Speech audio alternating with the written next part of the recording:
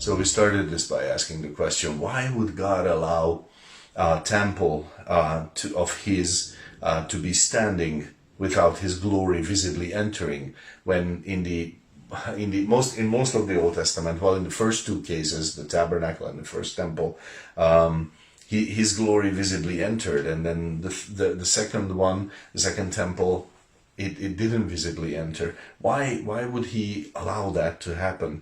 And I think there is a great lesson, and kind of a grave lesson, to be learned here.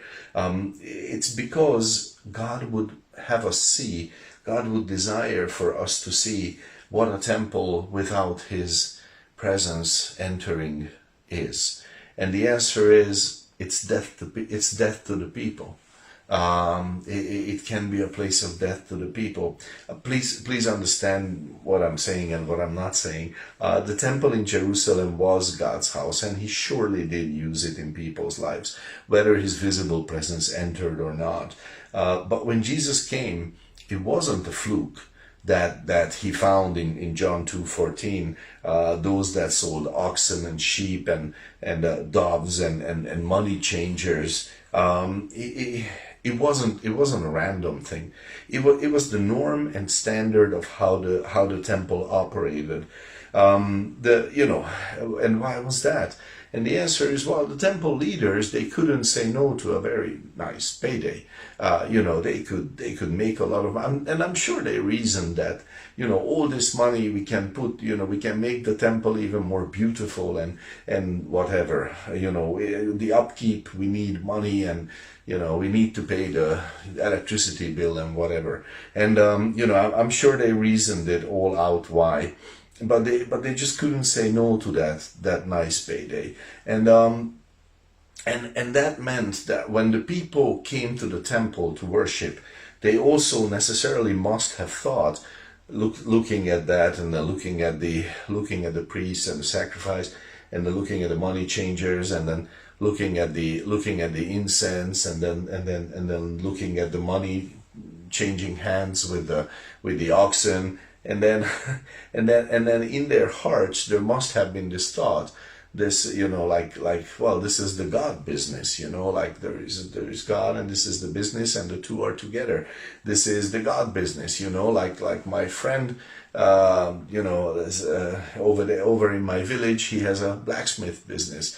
They are in the God business. And when you connect, when you mesh together those two absolutely conflicting worlds, the world of God and the world of business, and you try to make them one, you actually create death. Actually, that's how it works. It's the death of worship, it's the death of holiness, it's the death of commitment to the Lord.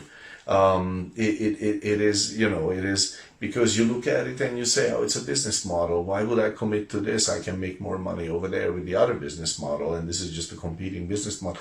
And it's just the wrong understanding completely. And you could ask, and I have definitely asked this in my heart, how could they permit such a thing as scribes and Pharisees and the whole religious establishment of the day?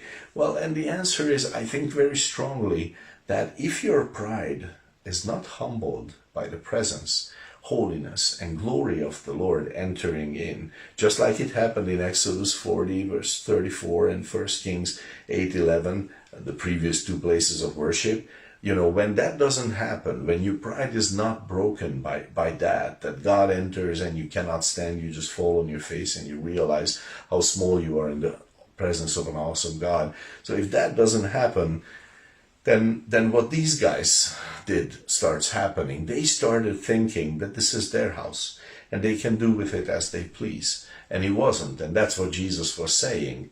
Why do you stop making my Father's house a house of merchandise, in John 2:16, and he said it with good reason. And in our lives, that entering of God needs to happen. Else we think, oh, this is just mine and I do with it as I please. But when the Lord's presence enters, now that's a different story. God bless you.